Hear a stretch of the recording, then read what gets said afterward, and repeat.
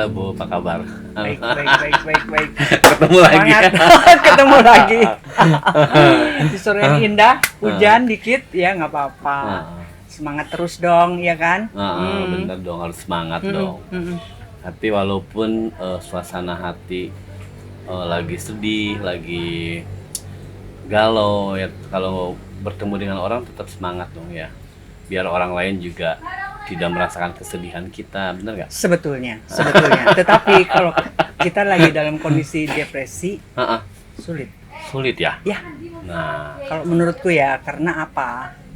Karena depresi itu nggak bisa kita bohongi dengan menutupi perasaan seolah-olah I'm happy. Bener nggak sih? Bener nggak Indra? bener. Iya nggak sih? Nah, sekarang kalau kita ngomongin depresi nih, depresi itu apa sih sebenarnya? Mungkin Kembali bisa lagi, dijelasin aku nggak? bukan ahli jiwa ya. Kita ngomong iya. dari soal pengalaman aja ya. Distorsi dikit. Nggak apa-apa. Kalau menurut aku sih kan gini ya. Tiap segala sesuatu itu kan pasti ada batasnya dong, benar nggak? Nah, setiap manusia sedih. Ada rasa sedih, ada juga bahagianya, ya kan? Nah, ini kita bicara konteks depresi itu kan, depresi itu kalau udah melewati batas, kalau udah over, ya kan, kalau udah nancep gitu kan, itu. Jadi kayak orang pilek, ya kan, kalau pilek beberapa hari normal kali, ya kan. Tapi kalau udah 2 bulan terus pilek sama batuk kan, nah ada apa, ya kan. Makanya kalau kesedihan itu dalam porsi tertentu oke saja ya, karena kita pasti mengalami kekecewaan dan segala macam dalam hidup. Tapi kalau itu berkelanjutan, nah itu udah sesuatu hal yang perlu direnungkan. Artinya sudah ada perubahan dalam diri seseorang. Ada perubahan. Yang terlihat dari fisik mungkin, kemudian dari cara dia bekerja, cara dia berbicara, cara dia melakukan rutinitasnya yang berubah, mungkin terlihat di situ ya. Terlihat di situ. Cara bagaimana orang mengatasi, cara orang bereaksi, merespon sesuatu itu ya tentunya pasti berbeda karena udah penuh ya. Oke, itu berarti ciri-ciri orang yang depresi ya. Selain itu apa lagi ya kira-kira yang jelas terlihat orang depresi itu kayak gimana sih gitu? Kalau yang aku alami ya, aku juga pernah mengalami depresi yang berat ya, sampai ya aku buka aja ya, karena ini memang ada bahayanya kalau depresi dibiarkan ya. Aku sempat bunuh diri. Oke, ini segala sesuatu hal yang memang privacy ya. Aku sempat baca, jangan sampai menggembar-gemborkan masalah pribadi ke publik ya. Tapi kan di sini intinya kita mau berbagi, benar nggak Indra? Ya, jadi aku bersedia untuk membuka itu supaya Jadi apa tadi pertanyaannya? Selain itu ciri-cirinya. Ciri-cirinya pasti menarik diri, ya kan? Nah, menarik diri terus ya kosong ya. Seringkali kita ada di keramaian tapi kita merasa sendiri. Nah, yang menariknya, yang aku mau bilang ya, manusia itu kan terbagi dari berbagai tipe, benar nggak? Ya. Nah, kalau aku bilang misalnya ya tipe koleris, tipe melankolis, ya kan, sanguin dan segala macam itu perbedaannya dari setiap masing-masing tipe berbeda. Iya kan? Oke. Jadi saya ulang lagi ya. Jadi ciri-cirinya itu berarti ada perubahan pola ya dalam Ada setiap perubahan. Iya. Lalu kemudian kita yang melihat atau teman kita yang depresi, kemudian partner kerja kita yang depresi, kira-kira mesti gimana sih?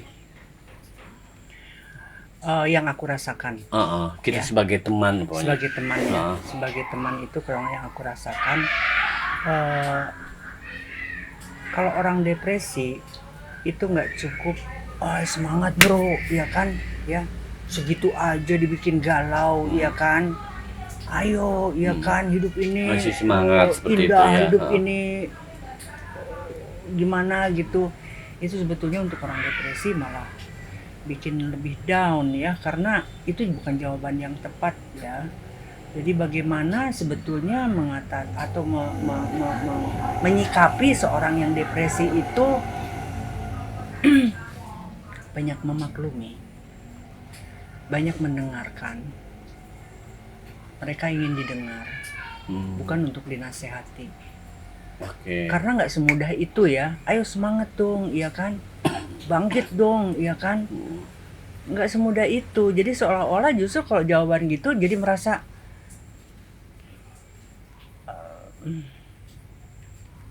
ya kan? Oh jadi artinya harus banyak memahami, dengerin curhatnya mungkin kayak gitu ya. Iya, banyak memaklumi juga. Ya lebih banyak mendengarkan ya. Tapi sebetulnya kalau orang depresi bisa nangis saja itu udah bagus loh. Oh udah bagus ya. Iya.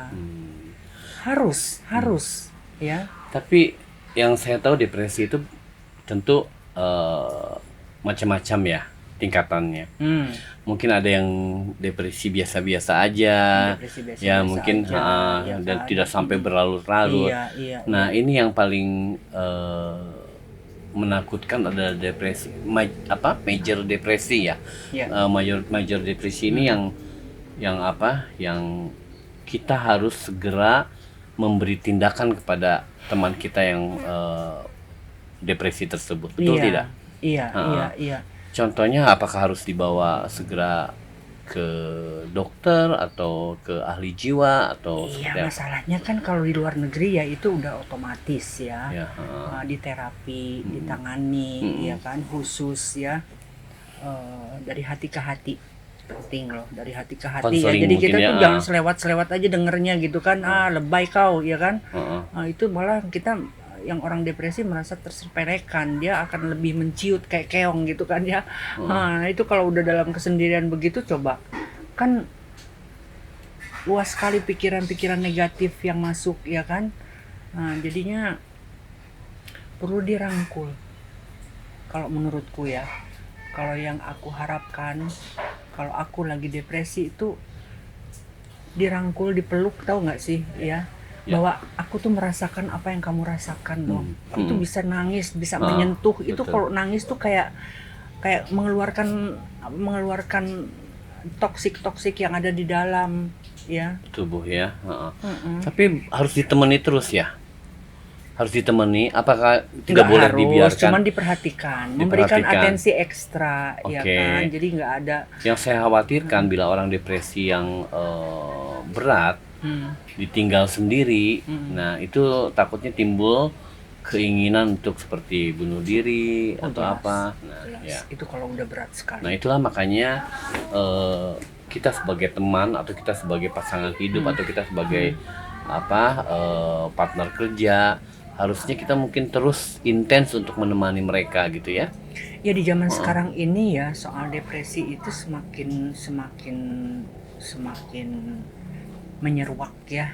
Apa sih katanya ya, menyeruak ya, artinya karena kita banyak tekanan dari tuntutan hidup ya kan, terus juga dari bullying ya, tekanan kerja ya, dari kolega yang nggak pas, yang nggak cocok, apalagi mungkin punya atasan yang pemarah atau dan segala macam lah, ditekan oleh satu target atau apa, itu jelas lah ya membuat kita kita jadinya seperti gini-gini amat sih hidup gitu kan ya. Iya kan. Terus ya terutama apalagi kalau misalnya ya depresi itu banyak sekali faktornya ya. Kebanyakan yang depresi berat ya. Kira-kira gara-garanya apa sih, penyebabnya apa sih? Apakah menurutku ya, ini aku ya, kan ini konteks kalau mungkin di pekerjaan itu mungkin menurut saya tidak sampai depresi berat ya. Nah, yang bisa menyebabkan depresi berat itu apa sebenarnya gitu? Ketika kita menjalin hubungan kah, atau ketika ditinggal pacar kah? Kalau aku melihatnya itu adalah akumulasi akumulasi dari kekecewaan, akumulasi dari kemarahan, akumulasi dari permasalahan, ditumpuk ya kan. Nah itu kan jadi apa ya, memuncak ya. Dan saat memuncak itu dia tidak bicara. Okay. Karena mungkin nggak ada orang yang tepat untuk dia curhat ya kan, atau mungkin juga rasa malu ya kan. Nah zaman sekarang ini misalnya ya soal utang lah ya kan, atau soal PHK atau apapun itu ya, tuntutan yang menekan, yang menjadikan dia ada dalam kesendirian. Jadi macam-macam ya penyebabnya ya. Jadi banyak sekali penyebab depresi itu ya. Oke. Nah, Ibu sendiri pernah mengalami depresi ya selama hidup Ibu. Nah, pada waktu itu apa sih yang Ibu ingat pada saat dalam keadaan depresi? Yang Ibu lakukan atau Ibu ingat pada saat dalam keadaan depresi? Apakah Ibu pergi ke ahli jiwa? Apakah mungkin melakukan terapi atau sebagainya? Ya terapi nggak umum ya di negara kita ya, karena memang itu berkaitan juga dengan biaya ya. Nggak semua orang juga memiliki kesadaran untuk itu. Rasanya gimana sih kalau ke psikolog gitu kan, rasanya gimana sih kalau ke psikiater gitu kan ya, orang bilang apa gitu kan ya, whatever lah. Yang jelas kalau menurut pengalamanku waktu itu kan aku mengalami sesuatu itu aku rahasiakan. Nah itu nggak baik loh kalau kita merahasiakan sesuatu ya kan. Ada sesuatu hal yang nggak orang tahu, dan itu hanya kita yang menyimpannya ya kan, yang kita yang terus saja nutupin gitu kan. Itu kan bisa jadi tekanan ya, karena kita jadi nggak bisa menjadi diri kita sendiri, sehingga bagaimana supaya orang nggak curiga ya kan. Jadi berarti kita harus terus berpura-pura ya kan. Itu menyiksa loh ya, itu yang bikin depresi. Dan saat itu aku udah seperti nggak ada jalan keluar lagi untuk mengakhiri hidup ya, karena saking beratnya numpuk sendiri gitu, kapasitasku nggak sampai di situ. Sementara teman juga tidak ada waktu itu atau gimana? Ya umurku waktu itu umur berapa ya? 18 tahun. 18 tahun. Aduh, kalau aku ngomong sama siapa gitu kayaknya nah, itu orang depresi juga selalu mikir-mikir dulu ya sebelum ngomong curhat gitu ya. Ada gunanya nggak sih kalau aku curhat ya kan? Kan nggak semua orang juga bisa ngerti ya kan, orang cuma bisa dengerin terus di belakangin ngomongin. Nah itu bahaya juga ya kan. Jadi menelan, menyimpan sendiri ya, itu semakin kecil. Berarti depresi yang terberat kalau boleh tahu Ibu di saat umur 18 tahun gitu ya? 18 tahun. 18 tahun ya. Itu masa-masa rentan ya. Terus tadi Indra kan tanya apa sih apa yang terberat atau apa gitu. Aku rasa sih adanya di mana setiap individu tidak menerima sesuatu sesuai apa yang dia harapkan. Jadi di luar dari ekspektasi. Dan dia tidak bisa berteman dengan kegagalan itu. Lahirlah depresi, ya kan? Terus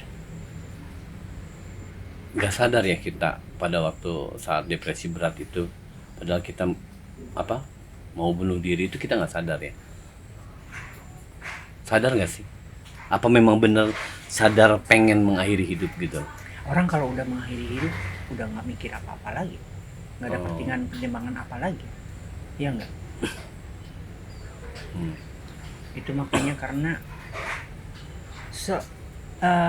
dari sudut pandang seorang depresi, melihat gerakan-gerakan yang ada terjadi di sekelilingnya itu seperti flat ya, seperti em, ngambang gitu ya. Coba ya jadi ngambang, jadi percuma gitu ya. Contoh eh, orang lagi depresi terus mungkin obatnya dibeliin ini kali mungkin bisa sembuh, atau dibeliin itu bisa sembuh gitu. Sebetulnya kan bukan itu yang dicari seorang depresi. Itu adalah seseorang yang bisa mewakili perasaannya ya. Jadi dia itu merasa seperti membagi gitu ya kan. Makanya aku bilang sebetulnya obatnya tuh gampang. Aku bilang ya, apa coba, rangkul aja, rangkul, biarkan dia menangis, nanti dia keluarin semuanya. Nah kalau udah dikeluarin tuh rasanya udah ya, meskipun masalah nggak berubah atau nggak selesai saat itu juga, tapi rasanya plong gitu ya.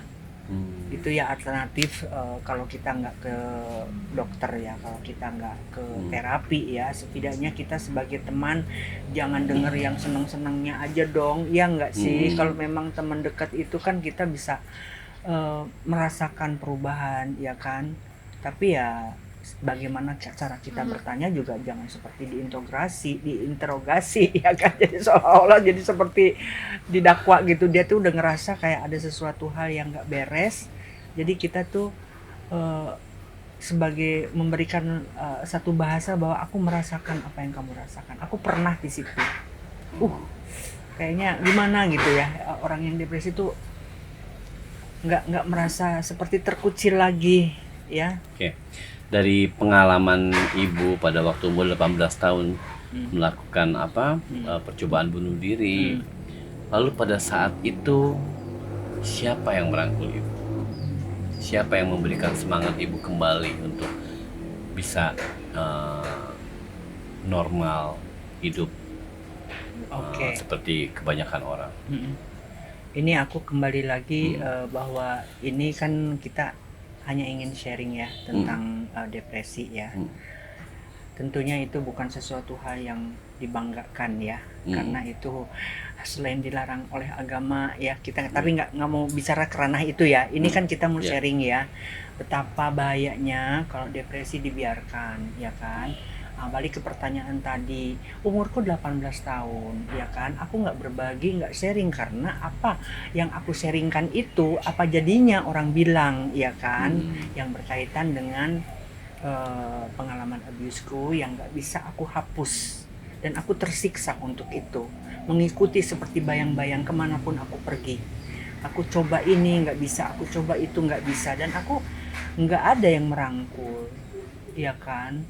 Jadinya semakin terjerembab ya kan, semakin mendalam. Dan yang bahayanya orang depresi itu kalau sampai titik percuma aku hidup juga. Tapi saat itu Ibu bisa lolos ya dari hal terberat tersebut. Aku mencoba untuk berdiri sendiri. Berarti, nah itu nggak semua orang juga punya keahlian itu ya. Nah ini yang pertanyaan saya seperti itu. Jadi pada saat Ibu terpuruk, tidak ada yang merangkul, tetapi Ibu bisa kembali bangkit untuk menjalani hidup yang normal gitu loh. Nah, proses ya. Proses ya. Sampai dibawa ke rumah sakit segala waktu itu. Iya dong. Iya. Karena ibaratnya orang yang depresi itu rentan. Ya kan? Kayak kita kalau misalnya daya tahan tubuh kita rentan, kita pasti cepat dapat penyakit, bener kan? Ya. Orang bersin aja kita besoknya bisa sakit, ya kan? Atau misalnya apa gitu kan, rentan daya tubuh kita. Itu sama sih sepertinya. Sama dengan depresi itu ya, dalam hal ya mungkin cepat tersinggung, ya kan? Cepat tersinggung, jadi seolah-olah orang ngomong biasa, jadi jadi baperan gitu ya, baper ya, jadi rasanya tuh seperti ya. Sepertinya kalau diceritakan dari pengalaman Ibu, sepertinya Ibu mengalami beberapa kali depresi, betul nggak? Absolutely. Saya pikir setelah depresi kemudian bisa bisa bangkit. akhirnya bisa menjalani kehidupan yang normal. Tetapi itulah kehidupan mungkin ya, jadi banyak liku-likunya sampai usia segini Iya, juga masih iya, apa merasakan trauma iya, dalam kehidupan iya, ibu. iya. Ada loh peribahasa, tapi nggak tahu ya peribahasa itu ada atau enggak ya. Kita kalau masak itu kan panas, Ya. ya kan? Rasanya tuh gimana gitu. Kalau kita ngelihat orang itu kan di api itu ya, ini ilustrasinya ya. Tapi kalau udah dipiring kan nggak sepanas seperti lagi dimasak. Jadi seringkali kita melihat satu permasalahan itu sebagai sesuatu hal yang wow gitu ya, yang terburuk, yang terhancur, yang ter gitu kan. Tapi sebetulnya toh aku masih hidup sekarang, ya kan? Jadi sebetulnya kalau melihat ke belakang, kita manusia seringkali juga membesar-besarkan sendiri masalah itu, ya kan? Makanya perlunya istirahat yang cukup, ya kan? Mungkin go somewhere, ya kan? Ya, luangkan waktu untuk itu, karena kita nggak bisa kayak baterai gitu kan, kalau terus aja dipakai kan jebol juga, ya kan? Kayak mesin juga kalau terus aja di forsir gitu kan jebol juga. Jadi harus memaksa setidaknya jalan kaki pagi lah, ya kan? Jadi ada keseimbangan gitu. Ya, kalau aku udah dibanting-banting dalam hidupku, tapi ya aku berusaha untuk melihat bahwa ya kita jangan memikirkan diri sendiri juga saat depresi, ya kan? Kita harus memikirkan juga orang-orang yang kita cintai, orang yang sayang sama kita, ya kan? Jadi ya kita harus berusaha juga, jangan berharap dari orang lain, ya kan? Untuk menghibur atau apa. Seorang depresi juga butuh sesuatu hal, skill ya, untuk melawan ketakutannya, untuk melawan kelemahannya. Itu kita sendiri juga harus bekerja untuk mencapai titik temu itu. Karena kalau kitanya terus saja di ini, terus kitanya tambah mundur, tambah ke bawah, ya mau dokter mana juga ya susah dong. Cuman aku merasakan banget kalau depresi itu memang sesuatu hal yang tidak menyenangkan. Rasanya tuh ngelihat apapun nggak guna gitu ya. Ada cerita lain mungkin mengenai depresi? Apa dong? Karena apa namanya? Nah gini, sekarang hubungannya dengan yang sudah kita ceritakan di obrolan kita sebelumnya, kita ngomong orang narsistik lagi ya. Ayo.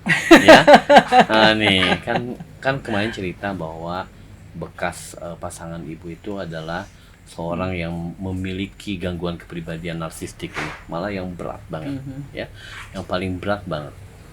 Nah, apakah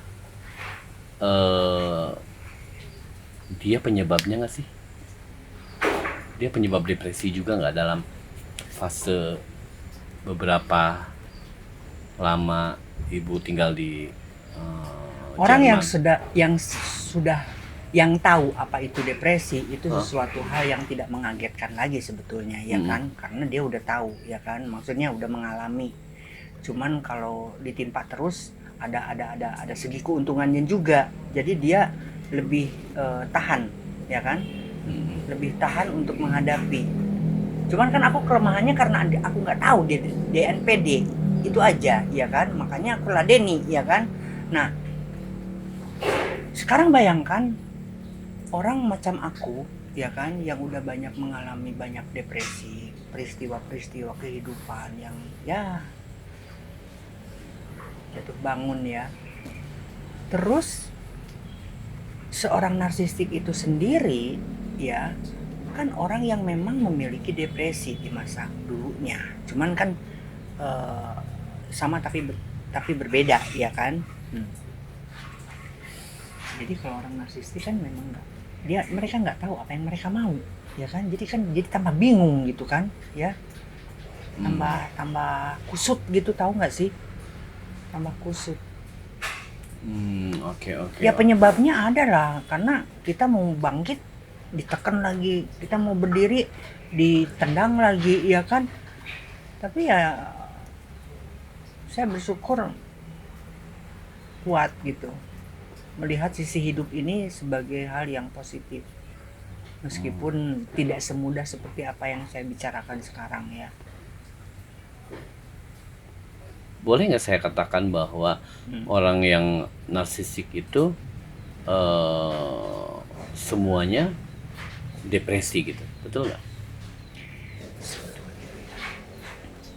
Jelas, karena ada sesuatu hal yang tertinggal ya Oh, dari tindakan-tindakan pola asuh yang salah ya. oke. Kan ada dua kemungkinan ya. Ada dua kemungkinan Indra ya. Yang satu memang dianakmaskan ya kan, atau akibat diabaikan ya kan. Nah, depresinya apa kalau yang untuk yang dianakmaskan ya kan? Seperti halnya juga banyak ya public figur yang mengakhiri, seperti ya kita nggak usah sebut lah ya, public figur di luar maupun di dalam ya. Karena kebayang nggak sih yang biasanya disorot terus tiba-tiba lenyap apa, dari publik, itu kan sesuatu hal yang cukup membuat terpukul dong ya kan. Jadi kalau ditanya kebanyakan orang narsisik itu depresi, ya kalau saya bilang saya bilang pasti. Oh gitu ya. Pasti. Nah justru karena depresinya itu dia jadi ngelempar-lempar sama orang. Oke, lalu akhirnya dia mencari korban sehingga korbannya depresi. Saya khawatirkan korbannya nanti akan menjadi narsistik, betul tidak? Enggak juga. Enggak juga ya. Enggak juga. Ya, karena kalau ke anak kemungkinan ya. Kemungkinan ya. Tapi tergantung juga dari respon anaknya. Kalau dia sadar, dia jernih berpikir ya kan, saya nggak mau seperti dia, ya bagus ya kan. Tapi kalau memang dia begitu menyerap perlakuan orang tuanya seperti itu, dan dia menganggap itu wajar, suatu hari dia berumah tangga, dia halalkan cara itu karena dia melihat contoh-contoh saat dia kecil dulu begitu. Jadi itu pertanyaan saya benar. Takutnya si korban narsistik ini akhirnya jadinya seperti itu nanti, karena depresi akhirnya jadi memiliki pola seperti yang saya bilang. Kalau ke anak narsistik kemungkinan ini besar, kalau ke partner kecil kemungkinan. Karena partner, kalau orang nggak mungkin jadi korban kalau dia lemah, bener nggak? Oke, karena kita mungkin jangan bicara korban, kalau dia kuat mah bukan korban, ya kan? Artinya waktu saat mengalami itu ya. Nah, tapi kalau anak kan nggak tahu apa-apa, Indra. Dia mana tahu ini bener apa enggaknya, kok gini sih? Mungkin begini, mungkin gitu kan. Nah, itu. Terus dia melihat orang lain kok nggak gitu, ya kan? Nah, itu mungkin jadi lahirnya depresi ya, untuk menyembunyikan kedepresiannya itu. Makanya si NPD itu kan menyembunyikan depresinya supaya orang nggak tahu. Tapi bahayanya si NPD itu merusak orang. Bukan dia bekerja dengan depresinya itu sendiri, ya namanya juga kelainan jiwa. Sekarang saya mau tanya, Indra pernah nggak merasa depresi? Kalau depresi berat banget sih enggak sih ya. Cuman ya stres dikit sih. Pasti kita semua mengalami, betul nggak? Saya pikir semua orang punya tuh depresi. Tekanannya Indra ya. Tekanannya karena ditekan. Target kerja, pekerjaan, juga perlakuan kemudian seseorang yang tidak menyenangkan mungkin. Dengan perlakuan pasangan kita umpamanya, atau ya semua orang pasti, bener nggak? Semua orang pasti akan merasakan itu kan. Cuman tingkatnya. Iya. Kan depresi itu mungkin ada tingkat-tingkatnya, betul nggak? Betul. Yang saya tahu kan ada major depresi, itu yang sangat berat sekali. Ya mungkin kita juga semua pernah merasakan depresi kan, kalau begitu kan ya. Yang penting kita tidak berlarut-larut, betul nggak? Nah makanya saya tadi tanyakan, sebenarnya depresi yang paling berat itu apa sih penyebabnya? Apakah karena kita yang lemah? Apakah si permasalahan itu begitu beratnya? Apakah ada faktor lain yang bisa membuat orang itu depresi? Yang paling rugi orang depresi itu kalau gengsi. Aku bilang, pernah nggak? Gengsi itu artinya dia tidak berani ngomong gitu ya? Tidak berani untuk bicara apa adanya. Oh, oke. Iya kan, itu kan harga mahal, Indra. Iya kan, untuk mengungkapkan apa yang sedang dia rasakan. Iya nggak? Nggak mungkin orang, nggak semua orang bisa membuka hal-hal yang tabu mungkin, ya kan. Nah sehingga yang rugi itu yang tetap bersikeras untuk tidak berbagi dan dia simpan sendiri. Nah, sehingga itu yang ini. Nah, banyak dampak pelarian seorang depresi itu bisa juga ke konsumtif ya, Indra ya. Artinya dia belanja makan, mau penting mau enggak ya, Okay. mau perlu mau enggak, itu sebarang sampai numpuk gitu kan ya. Kalau itu Bahkan- mungkin tidak menjadikan suatu yang serius kali ya, karena kan mungkin yang paling serius itu yang mengerikan itu yang seperti menjadi gila, kemudian percobaan bunuh diri itu yang menurut saya yang paling mengerikan sih ya. Ya. Karena di sekeliling kita juga pasti kita temuin orang-orang yang seperti itu gitu kan. Nah yang terpenting adalah mungkin bagaimana kita bersikap, betul nggak? Iya. Sebagai teman. Iya, kita ini konteksnya sebagai teman ya. Nah, sebagai teman berarti kita harus intens untuk mendekati dia, merangkul dia, betul tidak? Iya. Jadi jangan dibiarkan. Betul Jangan nggak? dibiarkan, Nah, jangan dicuekin, jangan disepelekan. betul. Nah, sekarang sebagai partner, pasangan, harus bagaimana?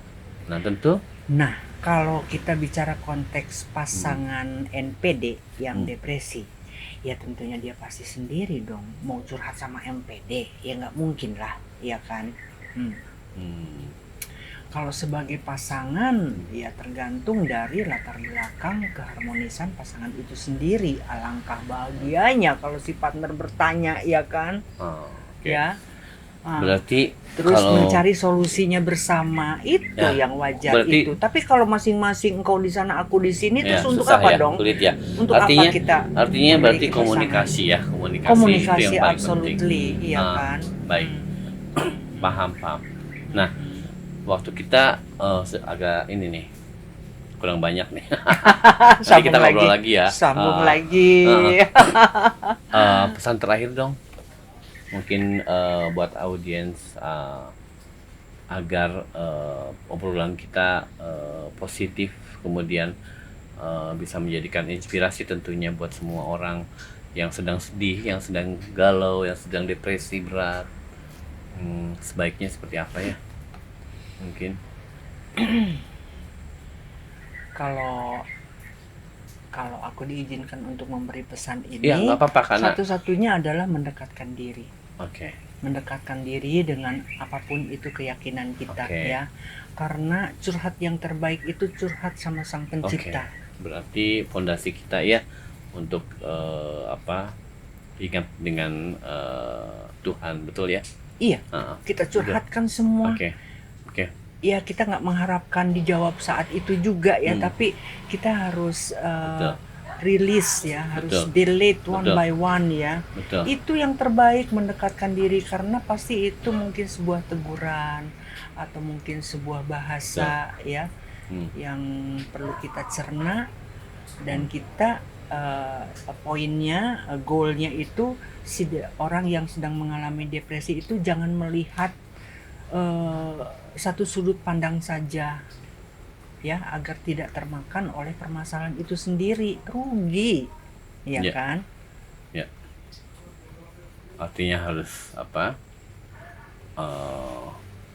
merubah, berlari cepat-cepat, betul. Dan yang penting juga ada dalam satu komunitas, misalnya mungkin ya orang-orang yang memang mengalami hal yang sama ya kan. Berarti konseling Iya. Benar nggak?